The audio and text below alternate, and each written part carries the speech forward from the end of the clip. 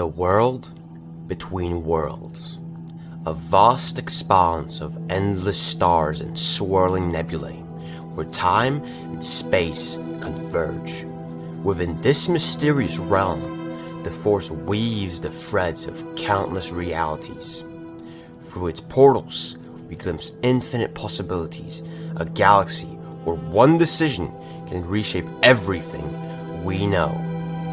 Here, in the world between worlds, we see the echoes of destiny fractured and reformed. The Force binds all living things, but in this place, it also reveals what might have been. Every portal opens to a galaxy far, far away. A galaxy familiar, yet wholly different, where the balance of light and dark shifts in ways unimaginable. Time, space, reality, the Force moves through all of it. And yet, even the strongest currents can be altered by the smallest moments. Now, we step into one of these realities to witness a galaxy shaped by a single choice. A place where history bends, futures collide, and the impossible becomes possible. And so, we are left to ask just one question. What if?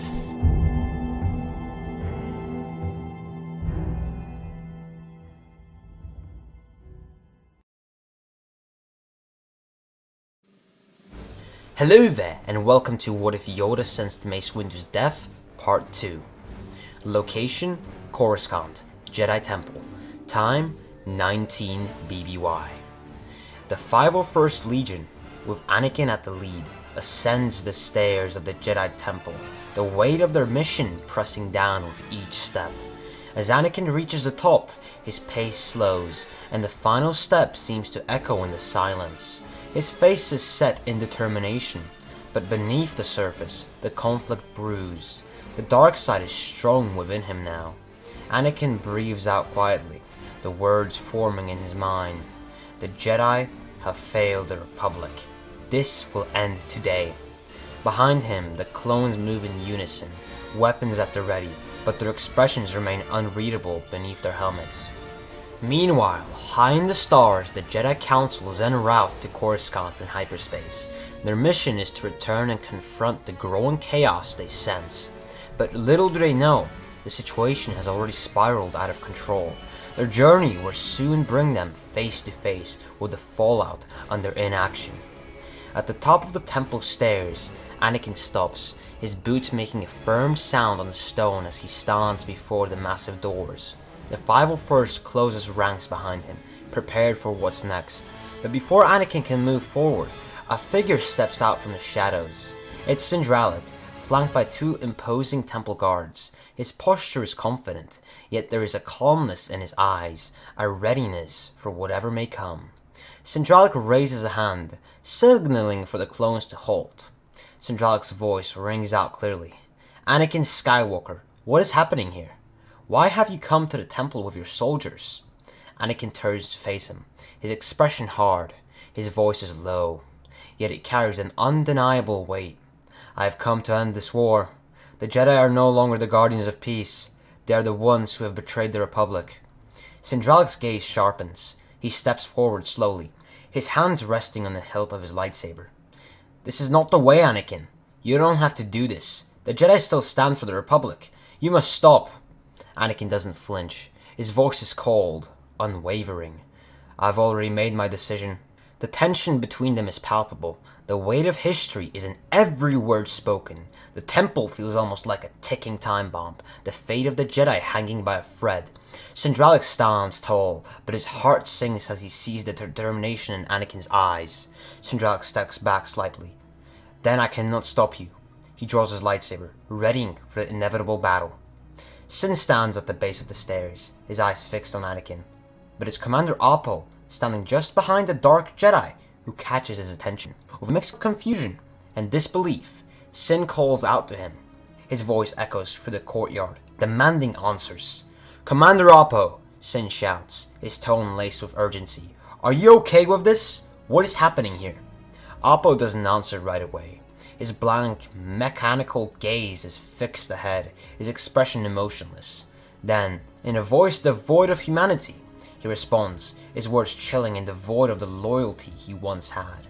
"We have been ordered by Lord Sidious to execute Order 66.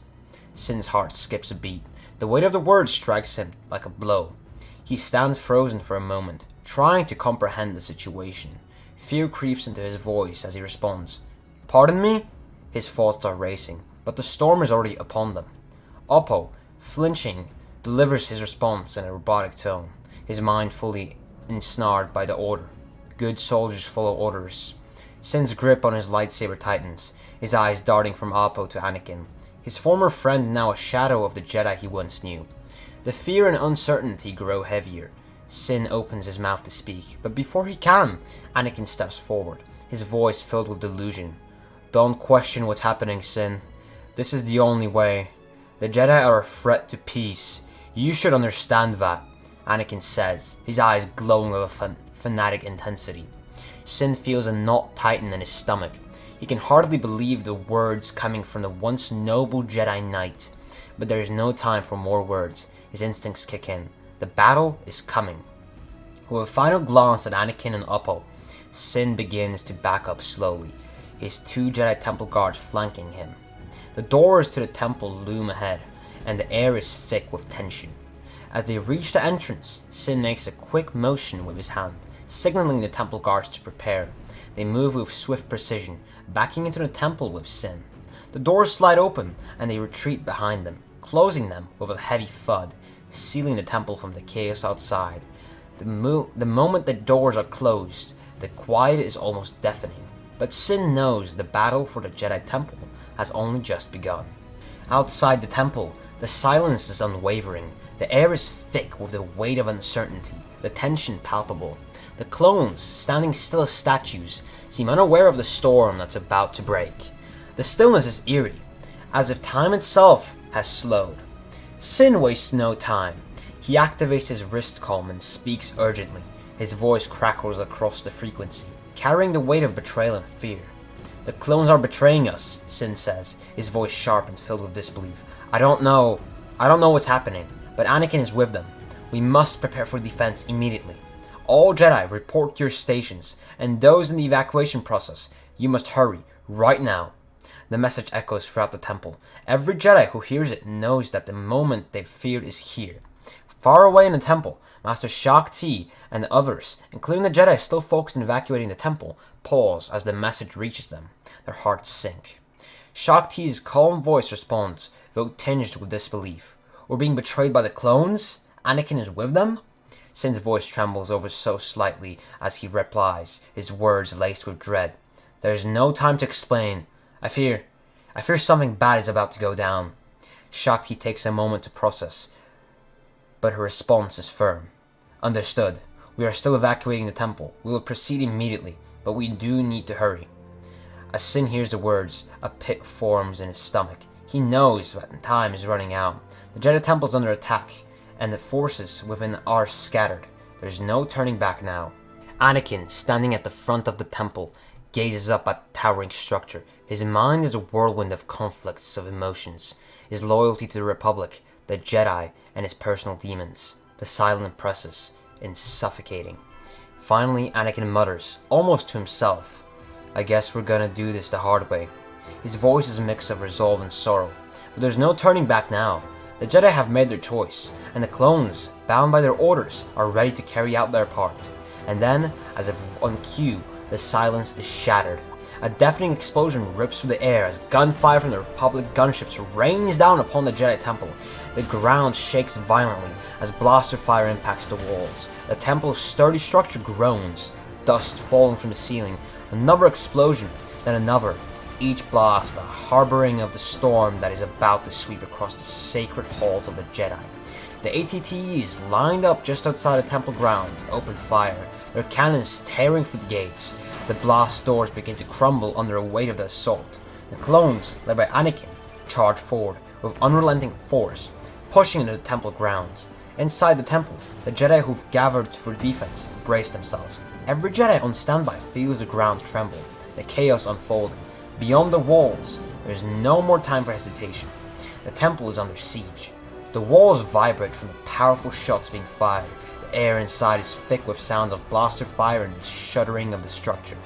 Dust falls from the ceiling and cracks begin to appear along the walls. Jedi with lightsabers drawn stand firm, awaiting the inevitable breach. Their hearts are heavy, but their resolve is unshaken.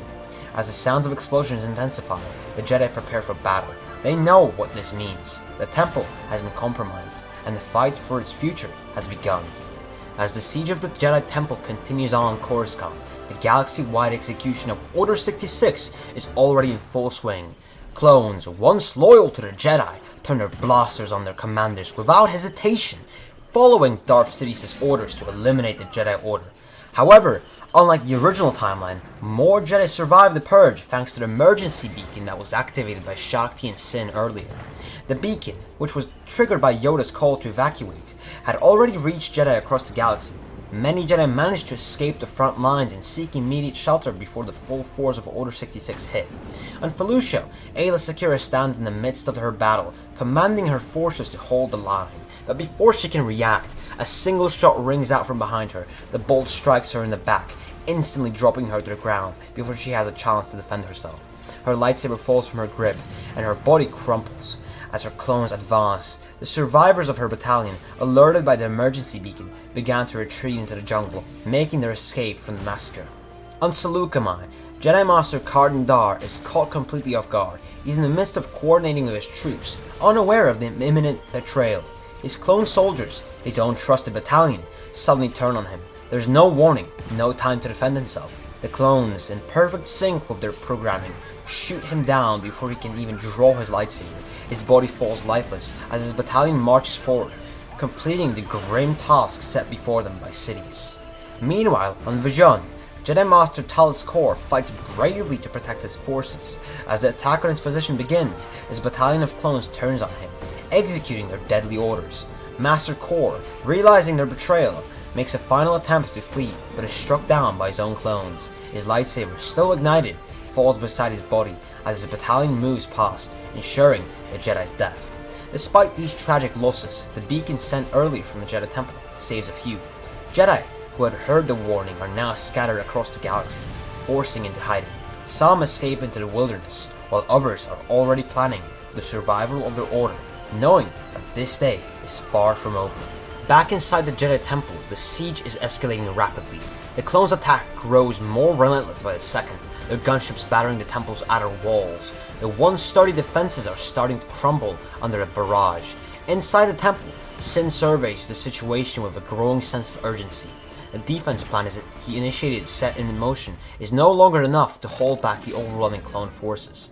Realizing the dire need to adapt, Sin orders retreat to tighter spaces. We have to give ourselves an advantage in the inner chambers. His voice rings with authority. But there's a trace of fear, a recognition that the Jedi are outnumbered, and the situation is far worse than anyone anticipated. The remaining Jedi quickly follow his orders, falling back into the more confined areas of the temple, narrow corridors and smaller rooms that might give them a chance to hold out against the advancing clones. The Jedi draw their lightsabers, ready for the onslaught, determined to protect the temple at all costs. While the battle rages on outside, inside, the evacuation is underway. In the temple's hangars, the younglings, healers, priests, and all those unable to fight are being hurriedly loaded into transport ships. These ships, their engines already primed for takeoff, are set to leave Coruscant and fly to a series of safe havens, locations far from the heart of the galactic conflict. The Jedi Temple was once a sanctuary for all, but now it's a war zone, and the danger is too great for the non-combatants to stay. The hangars are a flurry of activity, as the Jedi and support personnel ensure that everyone who cannot defend themselves is safely evacuated. The tension in the air is palpable.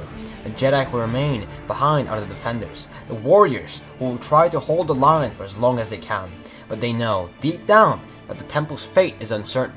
The only thing they can do now is ensure as many possible escape the incoming storm. Sin, standing in the center of a narrow hallway, awaits the clones entering into the temple. He stands among his brothers and sisters, the Jedi Temple guards, Jedi Masters, Knights, and Padawans. They stand still, waiting in their positions in the narrow hallways of the inner temple, and wait for the clones to finally break the siege and enter the temple. Inside the Jedi Temple, explosions rock the walls as the siege intensifies outside. The clones have surrounded the temple, but haven't breached its defenses. Yet. Sin watches the chaos unfolding outside with grim determination, knowing the battle is only beginning. He quickly taps his wristcom, the small device flashing to life with a soft beep. A few moments later, Shakti's face appears on the screen. Shakti, Sin begins, his voice steady but laced with urgency. I need you to head to the war room immediately. The council members in hyperspace need to be informed of what's going on down here. Shakti, already knowing the seriousness of the situation, nods firmly. Understood. I'll inform them right away. Without hesitation, she disconnects the call and heads off toward the war room. Meanwhile, Sin takes a deep breath, turning back toward the ongoing siege outside, preparing what's to come next. The sound of blaster fire and explosions shakes the air as the main entrance of the Jedi Temple finally gives away. The clones break through, storming into the heart of the temple, with Anakin Skywalker at the forefront. His once noble expression has now hardened with a cold reserve as he leads the charge. But as they rush into the main hall, they are met with an eerie silence. No Jedi, no resistance. The temple is empty. Anakin stops, scanning the hall, his eyes narrowing with confusion. The clones begin to fan out, moving cautiously into the different corridors, their boots echoing on the marble floors. They call out in low voices, but there is no response. The Jedi have already retreated, disappearing into the shadows of the temple with deeper chambers and narrow corridors. Anakin clenches his fists, frustration building. Spread out, he commands, his voice steady despite the unsettling emptiness. We need to find them. They're here somewhere. The clones obey, breaking into smaller squads to search different areas of the temple. Anakin leads the charge down to the main corridor, determined to find the Jedi and finish what was started. Meanwhile, Shakti, having received Sin's call, is already in the war room, quickly relaying the gravity of the situation. As she makes the transmission, her words are urgent, but she remains calm. Council Masters, she speaks to the holographic projections of the Jedi Council members still traveling in hyperspace. The siege has begun on the temple. The clones have betrayed us. Anakin is leading them. They've begun attacking and the temple is under heavy bombardment. I urge you to be cautious as you exit hyperspace and approach Coruscant. Be ready for what lies ahead. The hologram flickered with solemn acknowledgement. Each Jedi Master on the other end knowing that the battle they feared was now upon them. Back at the temple, the clones continue their search, but the Jedi, having retreated deeper into the temple, are preparing for the next move. The siege has truly begun. The clones have breached the inner sanctum of the Jedi Temple, pouring into the deeper chambers, their blasters blaze, lighting up the corridors with flashes of deadly fire. The Jedi Defenders, led by Sin and others, engage in fierce combat, holding the line with everything they have. The sound of clashing lightsabers and blaster fire fills the air as the Jedi and clones fight in tight quarters, neither side willing to yield. Meanwhile, Shakti, resolved in her mission, continues her tireless work at the evacuation. She directs the younglings, priests, and healers and those who cannot fight into transport ships for immediate evacuation. The hangars are a flurry of activity, Jedi rushing to and from, ensuring everyone is safely on board. But despite the effort, the siege rages on. And that is it for What If Yoda Sensed Mace Windu's Death, Part 2. Now, I was planning on actually making this two-part What If, but there will be a third part to this What If. That third part will come out on Sunday this week. So in 3 days. In 3 days, you guys will get part 3, which will be the final part to this What If, and it's already, written and finished and all that. So yeah, and I think that part 3 is pretty damn epic, and I think that this part 2 is really good. I think part 1 was really good. Part 1 did really good. It's almost at 400 views, so I appreciate that. I hope you guys enjoyed part 2 as well. Of course, as always, I want feedback, so comment down below anything that you have to say about this What If, what you like, what you didn't like, any tips, any suggestions for the future, really anything, any sort of feedback, I appreciate very, very much. And yeah, subscribe, like the video, and turn your notifications on to be notified the next time I post a Star Wars What If. I will post a Star Wars What If every Sunday and Thursday every single week. Subscribe, we're going for 500 subscribers right now. We're really close. We're on 455 right now, which, goddamn, 500, really close. and like the video. It helps out, you know, the algorithm to push this video out to more people, as YouTube sees that you guys like it. Of course, remember to join the Discord server, the link's in the description, and remember that if you want to support the channel and get exclusive perks, consider joining our Patreon. The link is also in the description. Once again, thank you very much for watching. I enjoy making these Star Wars What Ifs. So far, I've enjoyed every single one. I think every single one is really good, and I hope that you guys agree with me. And yeah, that is it. Part 3 out on Sunday this week. Remember that. And yeah, thank you very, very much for watching. This is the way, and may the Force be with you. Until then, I will see you next time. Hey, you didn't watch it? Well, check out the video on the left side of the screen, which is specifically recommended for you, or check out the playlist on the right of the screen, which contains similar videos to this one, made by me, of course. Hey, remember, subscribe.